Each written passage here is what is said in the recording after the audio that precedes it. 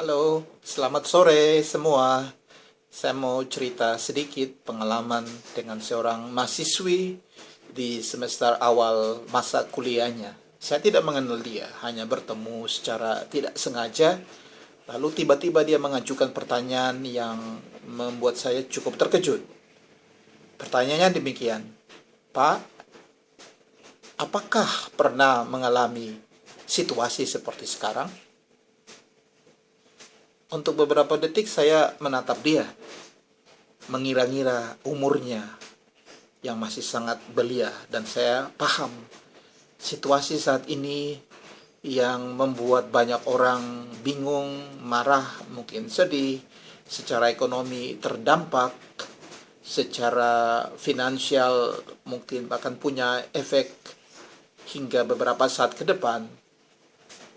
Tentu sangat tidak menyenangkan dan boleh jadi bagi sebagian orang sangat shocking, termasuk bagi mahasiswi ini.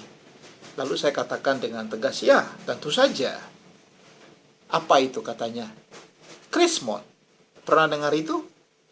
Dia mengatakan, oh ya, saya pernah dengar mama dengan bapak pernah cerita. Katanya itu situasi sangat sulit. Saya katakan, iya, itu juga sangat-sangat sulit. Tentu tidak bisa disamakan persis dengan wabah yang sedang kita hadapi. Namun dampak atau multi dampaknya bagi kehidupan banyak orang dan bagi bangsa dan negara kita ini juga sangat besar. Sama seperti kondisi kita. Lalu dia bertanya lagi, apakah pada waktu itu Bapak juga merasa cemas, merasa ragu, bertanya-tanya apakah negara sanggup melindungi bangsa atau melindungi masyarakat? Saya katakan itu tentu saja saya alami dan itu sudah sewajarnya. Karena kita berada dalam situasi yang berat, krisis yang besar, yang multidimensi, yang dampaknya atau dampak-dampaknya, bukan dampak ya, berbagai dampaknya sangat terasa. Ataupun walaupun sebagian orang mungkin sangat beruntung sehingga dampak yang terasa bagi orang-orang lain tidak cukup terasa di dalam kehidupan mereka, tetap saja dengan melihat banyaknya kekacauan, kebingungan, rasa frustasi dan lain-lain di sekitar hidupnya maupun berbagai dampak yang nyata-nyata terjadi seperti orang-orang yang tidak bisa beraktivitas, bisnis yang harus mandek ataupun dikurangi outputnya, ataupun orang-orang yang mengeluh atau yang marah di sekitar dia, itu juga sebuah dampak emosional yang tidak kecil. Ya, saya bilang tentu saja kepada dia ya, kepada mahasiswi ini, tentu saja segala sesuatu yang berat, yang multidimensi, yang sifatnya kolektif seperti kita alami ini pasti menerbitkan rasa khawatir. Dan bagi setiap orang itu beban-beban yang sulit untuk ditanggung, baik secara finansial, secara sosial, secara emosional, bahkan mungkin bagi sebagian orang secara spiritual. Kita tahu ada orang-orang yang sulit menerima ibadah di tempatnya masing-masing harus ditiadakan di gedungnya ya, atau di tempat ibadah. Namun tetap tentu saja bukan dihentikan, tapi tetap diadakan di rumah masing-masing atau menurut tata cara yang dimungkinkan menurut agama masing-masing. Tapi tetap itu sebuah kehilangan. Sesungguhnya ini kita mengalami pengalaman kehilangan demi kehilangan. Namun saya bilang kepada mahasiswa itu, apakah setiap kehilangan entah apapun bentuknya dalam kehidupan kamu secara konkret sebagai mahasiswi, apakah tidak ada gantinya?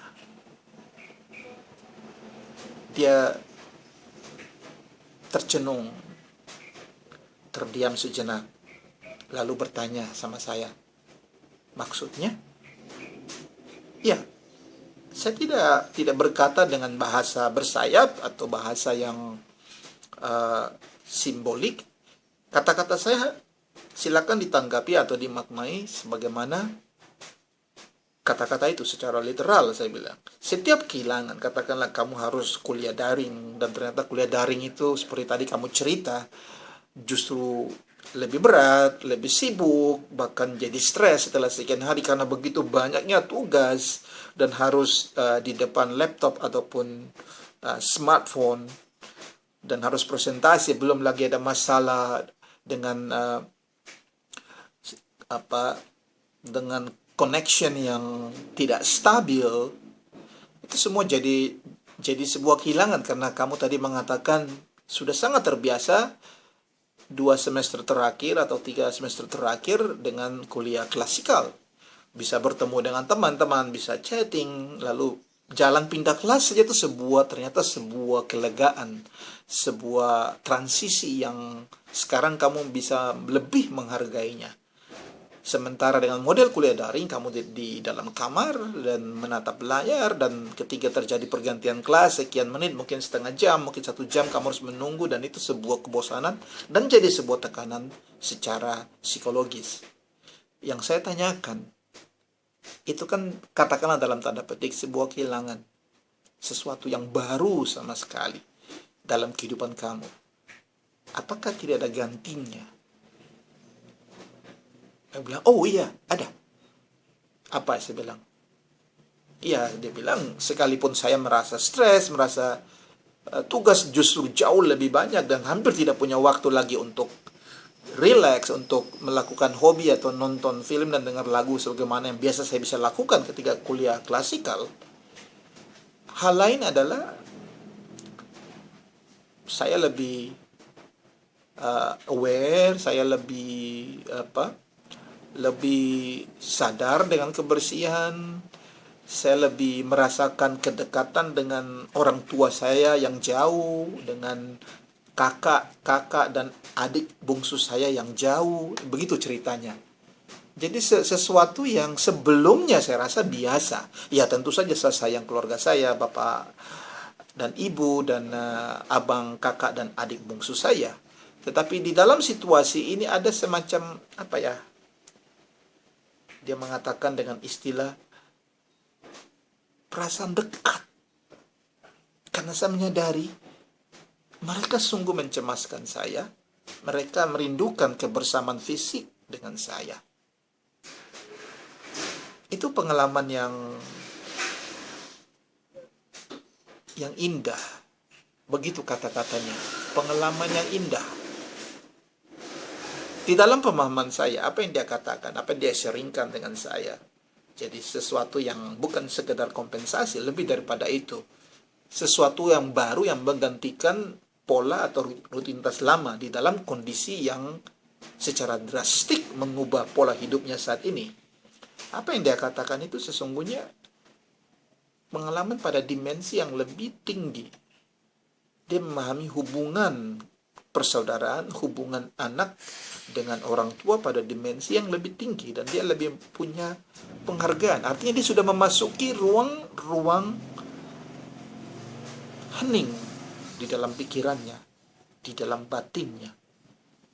Bahkan saya menduga bahasanya pun berubah karena kualitas pengalaman batinnya itu mengubah cara dia membahasakan.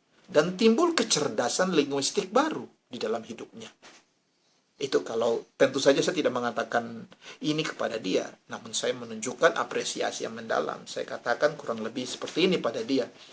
Nah, kamu lihat kan, ada sesuatu atau bahkan beberapa hal yang baru yang menggantikan kehilangan suatu pola kehidupan. Dalam hal ini kelas klasikal, bisa sendaguro dengan teman, bisa pindah kelas sambil berjalan dengan teman-teman, bisa chatting, bisa makan bersama-sama di kantin kampus. Ada hal lain lagi yang kamu rasakan itu berharga sekali. Bukan karena kamu tidak tahu selama ini, tidak. Tetapi kesadaran itu membutuhkan sebuah lingkungan, sebuah situasi yang berbeda. Sehingga kesadaran dan pengalaman kedekatan dengan bapak, mama, abang, adik, bungsu dengan kakak kamu itu mengalami sebuah pengetahuan baru. Mengalami peningkatan sebagai sebuah kenyataan yang kamu lebih hargai. Ternyata saya dicintai dengan cara-cara yang istimewa. Dan saya katakan sama dia, nanti kamu bisa berpikir lagi. Ada banyak hal lain yang mungkin bisa kamu temukan. Termasuk hal-hal yang lebih sifatnya lebih konkret secara material, secara fisik. Misalnya, ada orang yang saya kenal, lalu kemudian pada waktu sebelum virus atau wabah ini timbul atau melanda dunia dan kita di Indonesia, dia biasa suka membuat menjual sejumlah hasil kebun. Dia dan komunitasnya punya kebun, lalu mereka menanam banyak tanaman, palawija, termasuk rempah-rempah, lalu kelebihan sayur dan rempah-rempah dia bungkus-bungkus, dia cerita seperti itu, lalu dia jual ke ibu-ibu di kompleks pemukiman tempat dia tinggal. Begitu datang wabah, kebun mereka memproduksi lebih banyak dan lebih banyak surplus. Akhirnya dia menerima banyak pesanan. Dan sekarang dia cerita sama saya ya, lewat WA, teman saya ini di Jakarta, dia cerita, sekarang kebunnya di Bogor ya. Sekarang mereka sudah tidak lagi karena situasi ya. Tapi dia bercerita, sekarang setelah datang wabah ini, orang lebih sadar tentang pentingnya mengkonsumsi rempah-rempah dan jamu-jamuan. Akhirnya banyak pesanan rempah-rempah, bahkan kemudian dia meningkatkan bisnisnya menjadi barang atau jualan dalam bentuk jamu dan juga jus buah, jus sayur, ataupun kombinasi buah dan sayur ditambah sedikit rempah-rempah. Dia cerita, ini sekitar 2 minggu lalu dia cerita, omset dia per hari sudah 40 botol hanya untuk jus. Belum jamunya, belum rempah-rempah dalam bentuk mentahnya. Dan akhirnya dia menerima tawaran dari sebuah perusahaan untuk dia mengembangkan bisnisnya ke arah yang lebih profesional. Jadi dia mendapat investor. Itu dia bilang sama saya tidak pernah menduga seperti ini. Dan akhirnya naluri bisnisnya yang memang selama ini cukup baik muncul, dan kemudian dia melihat itu sebagai visinya. Dia membantu orang sekaligus dia sedang mengembangkan bisnis, sehingga dia katakan sama saya, nanti pasca wabah selesai, saya sudah punya bisnis yang cukup besar dengan jaringan yang luas, nomor saya sudah tersebar dan orang sudah tahu saya menjual jamu, jus kesehatan dan lain-lain. Ini luar biasa. Sesuatu yang tidak terduga. Saya cerita ini kepada mahasiswi di semester awal ini, dan dia tersenyum dan dia senang. Saya pikir ini juga cerita tentang kita. Kalau kita belum alami, kita bisa belajar lebih hening seperti mahasiswi ini. Kita mungkin dan sangat mungkin menemukan hal-hal baru yang menggantikan hal-hal lama yang sementara ini harus kita tunda atau bahkan hilangkan sama sekali. So, stay cool, stay healthy. Salam Nefata, terbukalah hati dan pikiran.